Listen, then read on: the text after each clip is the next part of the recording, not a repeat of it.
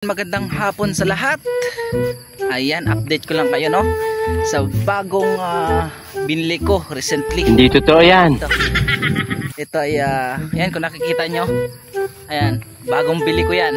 Sa akin lahat yan. Hindi totoo yan. Nabili ko lang naman yan ng konti lang naman, $20,000. Yes, $20,000. Hindi totoo yan. Nabili ko kahapon. Pag ano, yung pira, pag abot ng pira, ganun. Ganda eh, rich tayo eh. Ayan, yan ang baka ko. Yan. Tapos yung nakikita nyo yung medyo pula-pula na yun, yun ako nag-uwi. Pag naglaladge ako, doon. Yan. Yan tayo, maburit tayo eh. Kailangan natin magburit, diba? Ayan, ilang baka mayroon ako niyan. Bawat baka may kanya-kanyang pangalan, no? Ayan. Si Mang Kipweng, Boy Tapang, Boy Tato, si Boy Bulag, Boy Damot, may mga kanya-kanyang pangalan yan sila. Ilang baka yan. Ayan. So, hapon na. Pinakain ko sila ng damo. Eto, yung damo na yan. Akin lahat yan.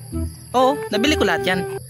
Hindi totoo yan. Hindi naman sa pagmamayabang, hindi talaga ako nagyayabang sa inyo, pero sa akin lahat talaga to. Oo. Pero ganon tayo, simple lang tayo manamit. Kita nyo naman yung damit ko, simple lang yan, pero mahal yan. Hindi nyo kayang bilhin yan.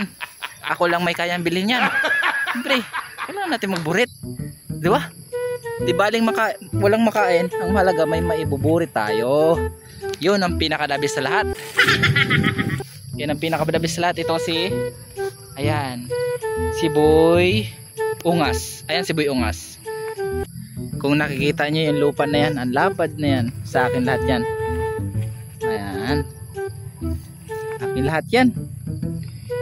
Ganun tayo eh. Yung baka ko, ang amo-amo pa. Diba? Akin yan. Paano nyo hindi nasabi sa akin, hindi sa akin to eh. Nakahawakan ko nga oh. Ayan, maiwan ka muna dyan, Boy Tato ah. Ayan. At ito ngayon, yung iba ko pang mga bakahan.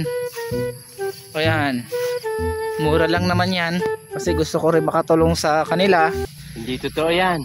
Ayan, medyo malapad to. Oo, malapad to. Tapos tabi ng kalsada. Siguro gagawin ko tong factory. Tapos para marami rin ako matulungan, no? So yun, alam nyo, hindi makapaniwala yung bililhan ko nito. Gulat sila. Pak! Pagbigay ng pira, dyan agad. Pag sinabing oh, pira agad. Matik yan, walang pakundangan. Matik agad, bigyan ng pira. Yaman tayo eh.